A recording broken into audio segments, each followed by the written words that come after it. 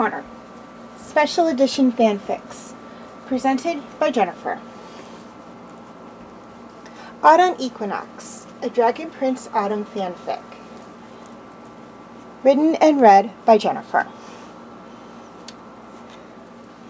Now, before we jump into this story, I'd just like to say that this is the conclusion of my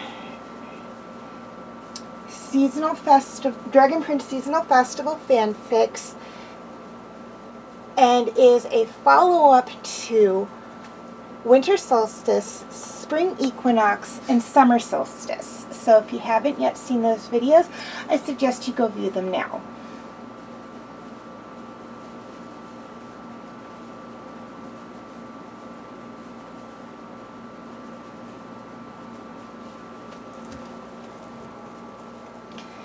The leaves were changing color, and the weather was getting colder. Fall was in the air, and with it the autumn equinox. The autumn equinox was always a fun time of year. It was the harvest time, and farmers from all over came to sell their crops. With the great feast only weeks away, it was the busiest of the 4 seasonal festivals.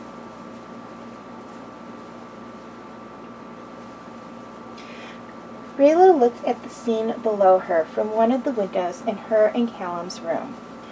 Callum had ducked out quickly to find Ezrin and go through the events of the day one last time.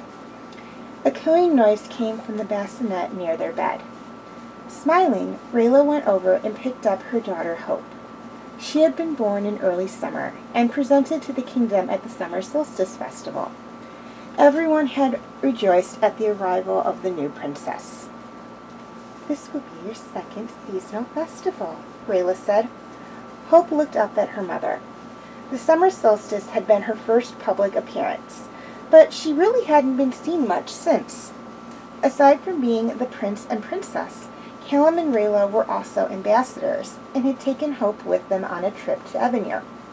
She was still too young to be separated from Rayla just yet. A few people saw it as odd that Rayla had resumed her ambassador duties so soon after having Hope, but there were so few elven ambassadors that she really didn't have a choice. That didn't mean there weren't those that didn't agree with her. Several nobles and their wives criticized her for putting her work first.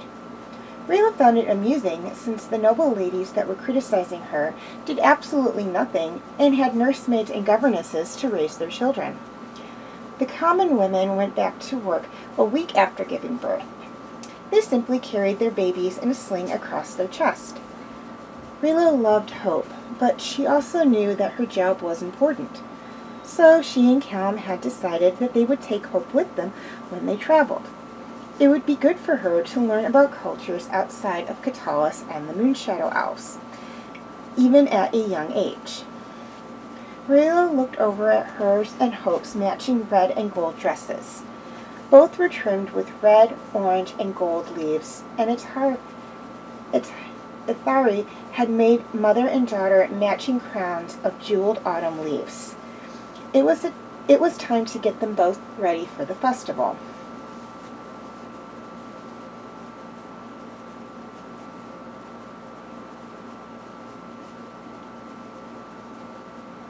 The air was crisp and clean as Callum helped finalize the setup for the festival.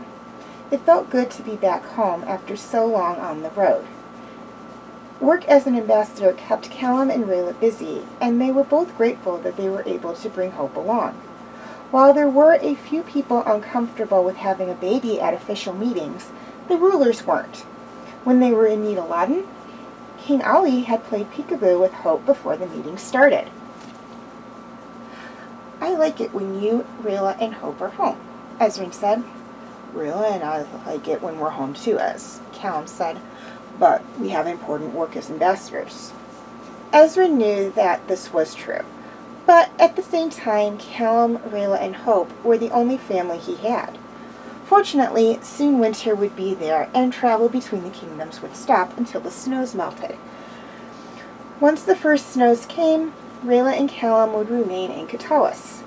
Ezrin actually hoped that the snow would come early this year. That way he could have a little longer to spend time with his brother, sister-in-law, and niece. He didn't like hoping for it, but he couldn't help it either. It was lonely in the castle when they were away. "I better get back and help Rayla get Hope ready for the day," Callum said. "Oh, by the way, we stopped by the cursed caldera on the way home. Ellis says hi." Ezrin turned bright red. He had teased Callum and Rayla enough when they were courting that Callum felt he had the right to turn the tables on him now that he found a girlfriend, even if it was only a little. Smiling to himself, Callum headed back to the castle and the suite of rooms he shared with Rayla and Hope. He found Rayla playing with Hope. Downtime was a rarity for them, so any chance they got to spend quality time with Hope, they took it.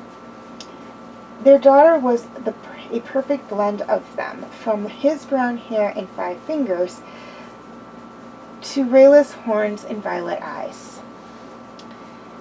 Their daughter, he couldn't picture any child more perfect outside of Hope's older brother. Rayla and Callum had loved Harrow with all their hearts. Still did. He had been a perfect blend of his parents as well, with Rayla's horns and 4 fingers and Callum's hair and eyes. His loss had been hard, especially now coming up on his 2nd birthday. Callum pushed the thought out of his head. Dwelling on it wouldn't bring his son back, and he and Rayla had hoped to focus on and take some of the pain away. "How are my 2 favorite girls?" Callum said, entering the room. "We're good," Rayla said, as Hope held her little arms out for her dad. The young princess couldn't talk yet, but, like all babies, she had ways of communicating with her parents. Smiling, Callum picked Hope up. He loved his daughter. She was the light of his and Rayla's life. "How's the prettiest princess in the world?" he said, kissing his daughter.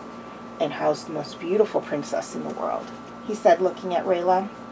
"We're both fine and excited about the festival," Rayla said.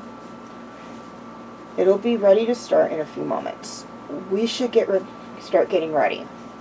They got Hope ready first. It took longer to get her ready.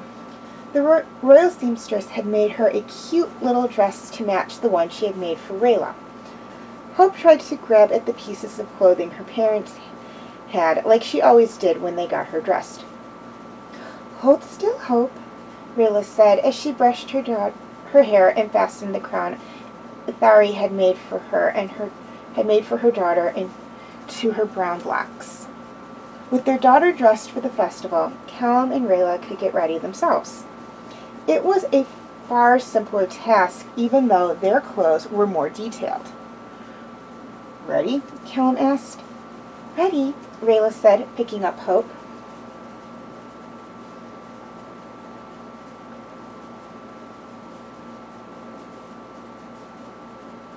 The fairgrounds were a bustle of activity. This was the last festival when traders and merchants from other kingdoms would be able to travel, since the snows at the beginning of the winter solstice often prevented it. Farmers were everywhere, and the smell of apple cider and roasted corn was in the air. Children ran about laughing and playing with their friends. "Oh, look, a hayride," Rayla said. "Would you ladies like to go for a ride?" Callum asked. He and Rayla went on a hayride during every Autumn Equinox festival, since the Battle of the Stormspire. The last time had been with their son Harrow, before the illness had swept through the kingdom.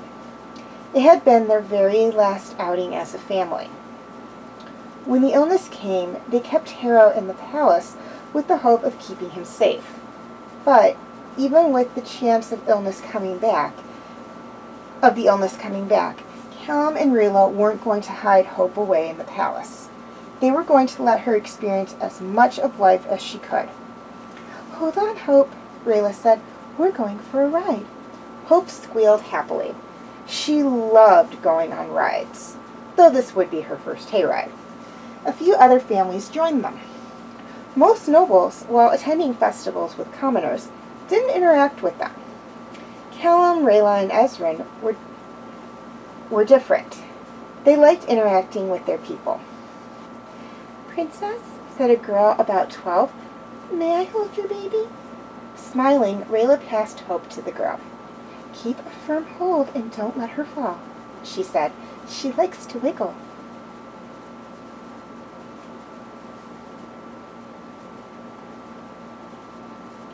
It was late by the time Callum and Rayla got back to their rooms. Hope was fast asleep, making getting her ready for bed a bit difficult. "She had a big day," Rayla said as she laid Hope in the bassinet. "She'll sleep good tonight." "It was a great festival," Callum said. "Hope may not remember today, but we will." Okay. Now, for those of you who have any fanfics or short stories you'd like me to do for Fanfic Corner or Story Corner, feel free to leave them in,